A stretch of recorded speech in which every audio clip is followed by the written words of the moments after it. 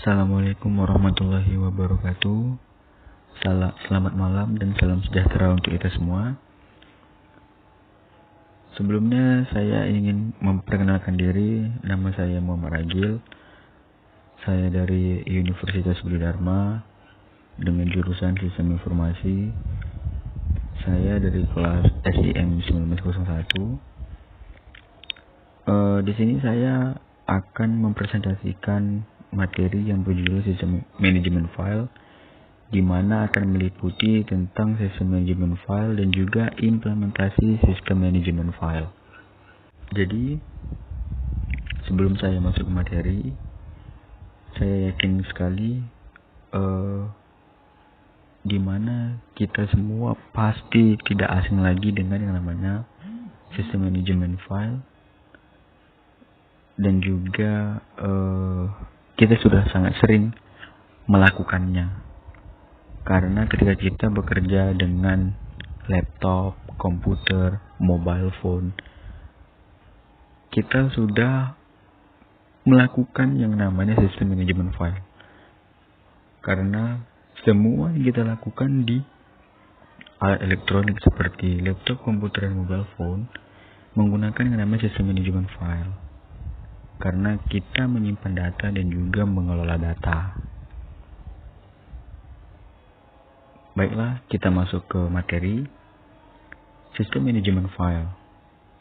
Sistem manajemen file adalah suatu hal yang berkaitan dengan subsistem dan komponennya yang saling berhubungan dan bekerja sama dalam pengelolaan file. Nah, maksudnya di sini ialah komponen-komponen yang ada di dalam manajemen file itu saling bekerja sama untuk mengelola dan menyimpan file. Jadi, ketika salah satu komponen ini tidak ada, maka manajemen file akan berjalan dengan tidak semestinya. Contohnya, saya sebagai user, saya mengumpulkan sebuah data, kemudian saya mau menyimpan data tersebut yang kemudian akan diproses oleh manajemen file dan pada akhirnya akan menjadi sebuah file. Begitu contoh basicnya yang sudah kita ketahui. Seperti kita sedang mengerjakan di Microsoft Office Word, kita mengetik, kemudian kita menyimpan file tersebut. Nah, ketika kita sebagai user, kita merupakan salah satu komponennya. Kita sebagai user, kita memberikan perintah untuk mengelola data, dan yang kemudian akhirnya kita akan memberikan perintah untuk menyimpan data. Jadi ketika salah satu komponen yang ada di dalam manajemen file ini tidak ada atau tidak berjalan dengan baik, maka akan terjadi yang namanya missing data. Mungkin nanti di beberapa slide ke depan akan kita jelaskan. Nah, sebelumnya kita masuk ke sistem file. Sistem file merupakan bagian sistem operasi yang paling tampak. Sistem file menyediakan mekanisme penyimpanan dan pengaksesan secara online atau langsung terhadap data dan program. Nah, sistem file ada mekanisme tertentu. Yang pertama ada penyimpanan dan juga pengaksesan. Jadi mekanismenya itu menyimpan, kemudian kita dapat mengaksesnya dan kita olah kemudian. Akan terjadi penyimpanan, pengaksesan, dan juga pengelolaan. Sistem file berisi dua bagian terpisah. Yang pertama yaitu kumpulan file yang masing-masing menyimpan data atau program. Yang kedua, struktur direktori yang mengorganisasikan dan menyediakan informasi mengenai file di sistem. Nah, kumpulan file yang masing-masing menyimpan data, kemudian struktur direktori yang mengorganisasikan dan menyediakan informasi. Jadi, seperti yang saya bilang tadi, penyimpanan, kemudian pengaksesan, dan juga pengelolaan. Mengorganisasikan sama dengan mengatur atau mengelola dan menyediakan informasi mengenai file di sistem. Oke. Kemudian yang selanjutnya ialah file adalah koleksi yang diberi nama dari informasi yang berhubungan yang direkamkan pada penyimpanan sekunder. Nah, di sini mungkin saya akan menyederhanakan kembali. File adalah suatu kumpulan data atau informasi yang kita buat, yang kemudian kita beri nama dari informasi yang berhubungan, yang kemudian kita simpan di dalam penyimpanan sekunder atau secondary storage. Nah, secondary storage ini adalah suatu penyimpanan yang berada di bawah satu tingkat dari penyimpanan utama. Contohnya, ketika kita mengerjakan di Word atau di Microsoft Office lainnya, ketika kita sudah selesai, maka kita akan menyimpannya di folder dokumen. Kemudian kita mau menyimpannya di new folder kembali atau di dalam folder dokumen tersebut. Begitu. File mempunyai sifat persistence, size, dan shareability. Nah, selanjutnya ialah sasaran dan fungsi sistem manajemen file. Di sini ada sasaran dan juga ada fungsi dari manajemen file. Sasarannya itu ialah memenuhi kebutuhan manajemen data bagi pemakai. Jadi di sini sasarannya itu manajemen file untuk memudahkan user dalam memanage data atau suatu informasi yang sudah kita buat atau yang kita akses atau yang kita cari. Kemudian menjamin data pada file adalah sah. Menjamin data pada file itu menjadi valid. Kemudian optimasi kerja. Sudah pasti manajemen file membuat kita untuk membantu kita mengoptimasi kinerja kita. Kemudian menyediakan dukungan I/O beragam tipe perangkat penyimpan, meminimalkan potensi kehilangan atau kerusakan data. Nah, ketika sistem manajemen file tidak ada, maka potensi untuk kita kehilangan data atau rusak data tersebut sangatlah besar. Kemudian menyediakan sekumpulan rutin interface I/O, menyediakan dukungan I/O banyak pemakai di sistem multi-user. Nah, jadi manajemen file ini tidak hanya bisa dilakukan oleh single user, tapi juga multi-user. Jadi ketika kita sudah membuat suatu data yang kemudian kita save, kita dapat mengerjakan kembali data tersebut. Tidak hanya dalam suatu waktu dan tidak hanya kita yang dapat mengerjakannya, tapi seberapa sering juga kita masih dapat melakukannya. Ketika kita sudah save, kita dapat membukanya kembali, kemudian kita juga bisa mengubahnya, dan kemudian perubahan yang kita lakukan akan di-save kembali. Fungsinya yaitu menciptakan, memodifikasi, dan menghapus file. Sudah sangat sering kita lakukan. Mekanisme pemakaian file secara bersama, dan juga memiliki kemampuan backup dan pemulihan recovery. Nah, memiliki kemampuan backup dan pemulihan recovery. Backup ini merupakan suatu hal yang ketika kita mau membackup dari satu file, suatu file tertentu, ketika kita backup, maka sistem manajemen file akan membackup satu storage ini ke dalam suatu storage yang aman, yang sistem manajemen file ini akan memilih sendiri. Komponen-komponen yang ada di manajemen file ini akan memilih sendiri kemana akan di backup, ke storage mana yang akan di backup, dan itu bersifat aman. Dan juga pemulihan recovery. Ketika kita sudah kehilangan data,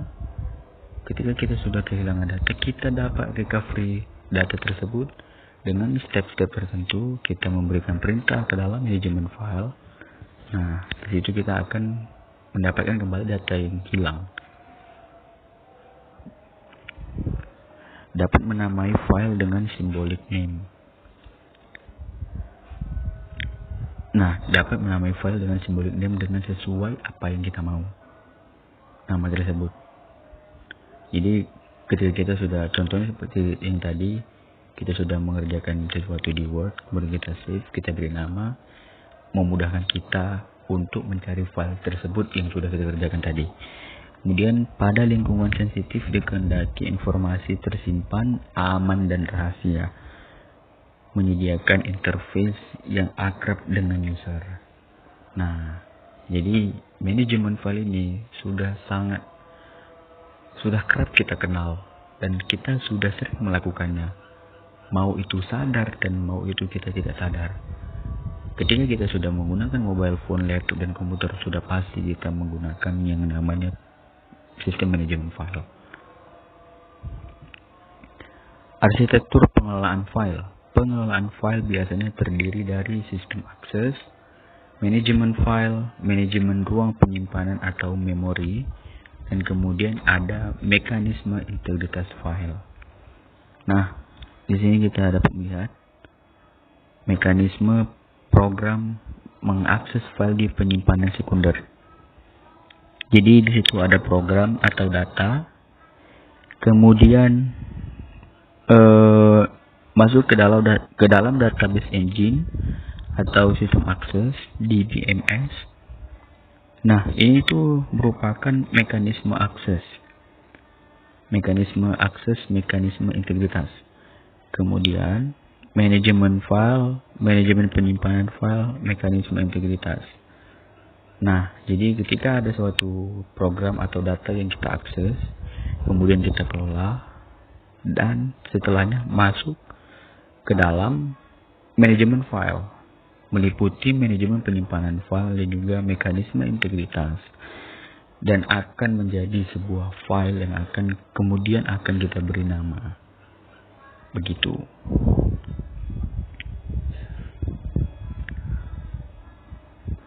Baiklah, selanjutnya arsitektur sistem file.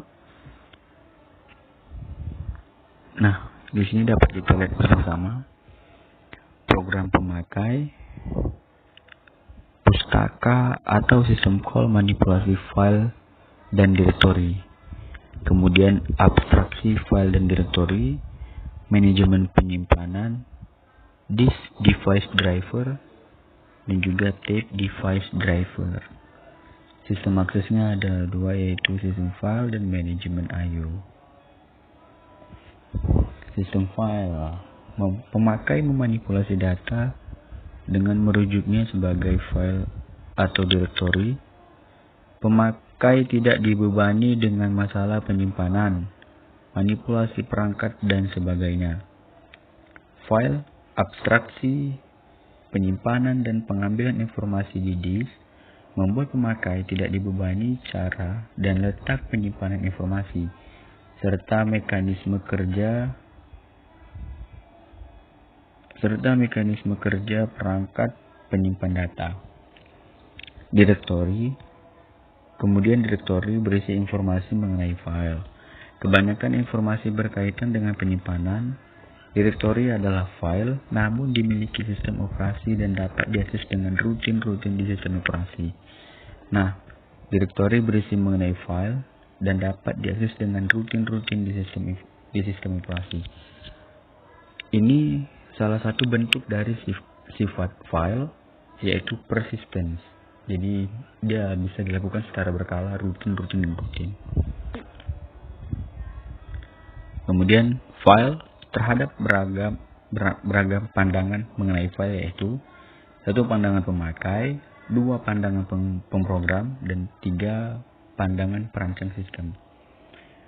Direktorinya, meski beberapa informasi direktori tersedia bagi pemakai atau aplikasi, informasi itu umumnya disediakan secara tidak langsung. Pemakai dapat mengakses direktori secara langsung meski dalam mode read only.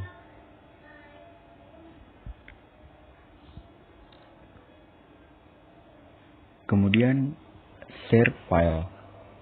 Nah, share file ini adalah file yang tidak hanya diacu oleh satu direktori atau pemakai, tapi juga oleh direktori yang lain. Sistem file tidak lagi berupa pohon, melainkan directed acyclic graph. atau disingkat dengan DHG. Kemudian ada sistem akses file. Sistem akses merupakan pilihan, yaitu satu dapat menjadi bagian dari sistem operasi, dan yang kedua, sistem operasi sama sekali tidak mempunyai komponen sistem akses. Dan selanjutnya kita membahas tentang implementasi sistem manajemen file, penyimpanan file, blocking, dan juga pengalamatan blok atau blocking addressing. Nah, di blocking, penyimpanan dan pengaksesan dari atau ke perangkat dalam unit informasi. Blok berisi sekumpulan byte berukuran tetap yang dipindah dari tempat penyimpanan ke memori untuk diolah dan sebaliknya. Dan yang kedua yaitu blocking addressing. Blok data mempunyai pengalamatan yang berfungsi mengacu blok. Alamat blok disebut blok pointer atau penunjuk blok, berisi alamat untuk mengakses blok. Terdapat 3 cara mengakses pengalamatan blok, yaitu yang pertama pengalamatan fisik atau disk, pengalamatan relatif, dan juga pengalamatan simbolik. Nah, jadi blocking ini penyimpanan dan pengaksesan dari atau ke perangkat dalam unit informasi. Blok ini merupakan sekumpulan byte yang berukuran tetap yang dipindah dari tempat penyimpanan ke memori dan untuk diolah sebaliknya. Ini seperti yang saya jelaskan sebelumnya. Jadi pertama itu di tahap penyimpanan, kemudian kita akses dan juga kita kelola dalam bentuk data atau informasi. Kemudian sekumpulan data atau informasi ini yang sudah jadi atau yang sudah kita akses, kita dapat memindahkan file tersebut ke dalam suatu tempat di penyimpanan yang akan kita olah menjadi suatu data yang akan sesuai dengan apa yang kita inginkan, dan juga sebaliknya gitu.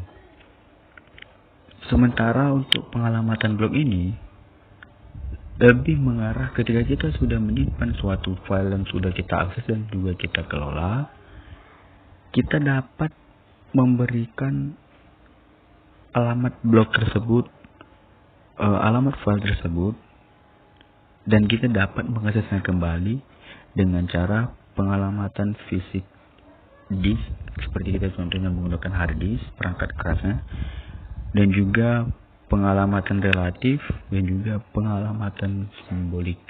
Jadi kita memberikan nama, memberikan symbolic name di dalam blocking tersebut. Nah, lokalitas blok berikutnya dapat dicapai dengan waktu singkat jika blok berdekatan dengan blok sebelumnya. Begitupun sebaliknya.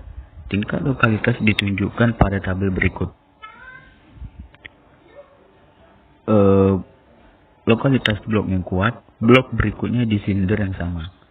Kemudian blok di silinder yang beda, perangkat yang sama. Kemudian blok di silinder yang aktif pada perangkat yang lain. Dan juga ada blok di silinder aktif pada perangkat yang bergandengan. Sementara yang di lokalitas lemah, posisi blok tidak diketahui, dikomputasi dengan data di memori, dan juga posisi blok tidak diketahui, diperoleh dengan membaca file bantuan. Blok di komputer lain dalam suatu jaringan tersebar, dan juga blok pada perangkat yang belum online atau tidak langsung.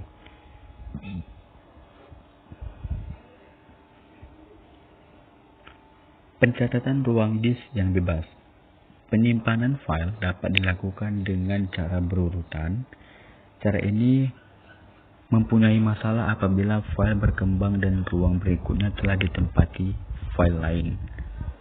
Kemudian ada fixed block.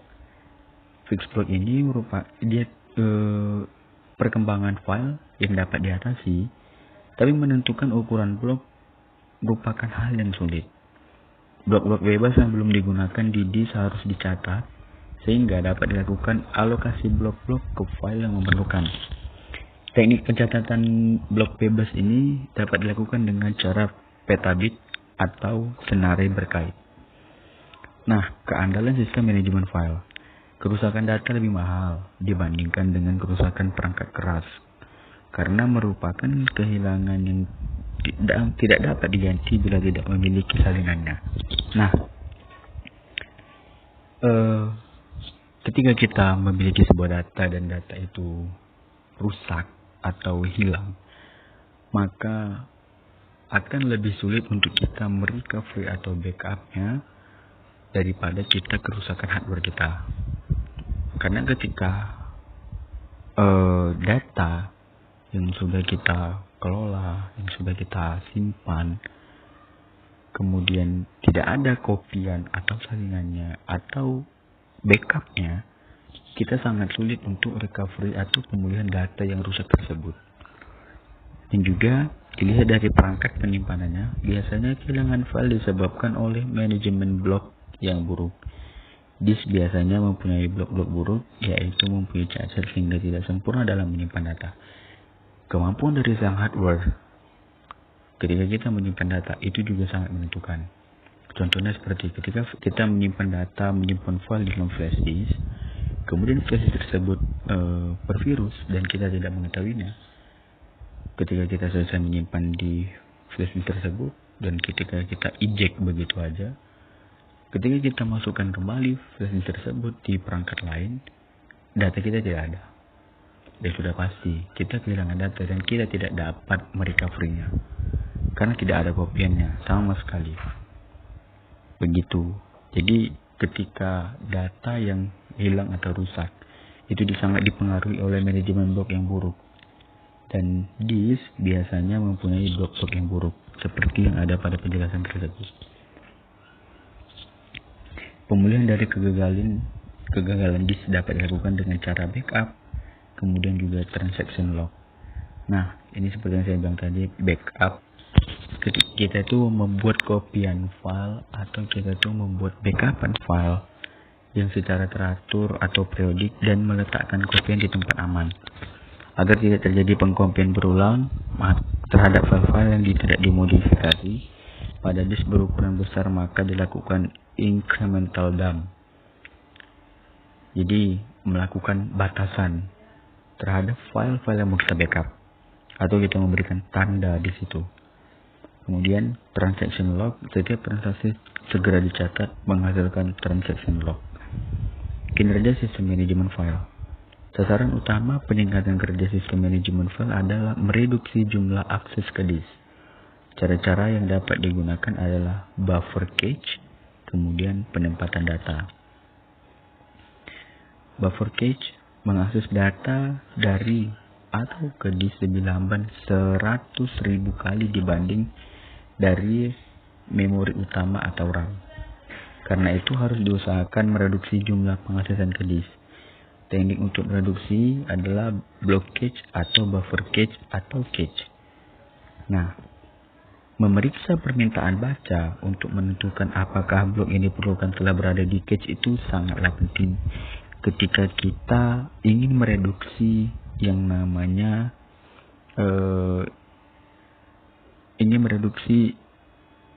manajemen file yang akan mengakibatkan hal buruk itu terjadi. Jadi kita memang lebih bagus mencegah daripada mengobati gitu.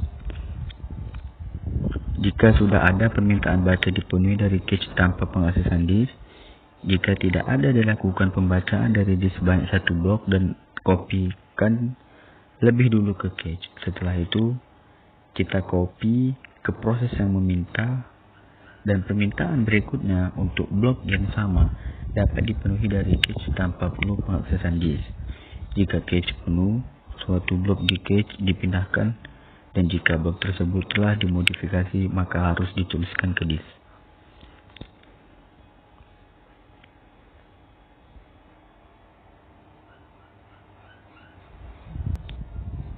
Nah, dan yang terakhir ada penempatan data. Penempatan data diusahakan kita memperkecil jumlah seek time dan rotasi. Interleave yang digunakan untuk memperkecil rotasi sangat dibutuhkan. Pada sistem dengan inode, terdapat bottleneck disebabkan dua pengaksesan, yaitu yang pertama pengaksesan inode dan yang kedua pengaksesan blok-blok data. Untuk gagasan pertama, biasanya inode itu ditempatkan di awal disk. Jadi jarak rata-rata antara inode dan blok-blok data itu sebesar setengah jumlah silinder dan memerlukan seek time yang lama. Kemudian gagasan kedua, penempatan inode di tengah-tengah disk, maka seek time akan berkurang setengahnya. Kemudian yang ketiga, gagasan ketiga membagi disk menjadi kelompok-kelompok silinder yang memiliki inode, blok-blok dan senarai blok bebas terkelompok sendiri. Jadi tidak memerlukan seek time yang lama. Akan lebih cepat seek time-nya karena blok-blok tersebut memiliki kelompok sendiri gitu. Jadi sekian dari penjelasan saya tentang sistem manajemen file dan juga implementasi dari sistem manajemen file. Semoga dapat menjadi pelajaran untuk kita semua. Apabila ada yang kurang, saya mohon maaf. Kepada Tuhan saya mohon ampun. Sekian dari saya Muhammad Agil, izin mengundurkan diri. Wabillahi taufiq wal hidayah. Wassalamualaikum warahmatullahi wabarakatuh.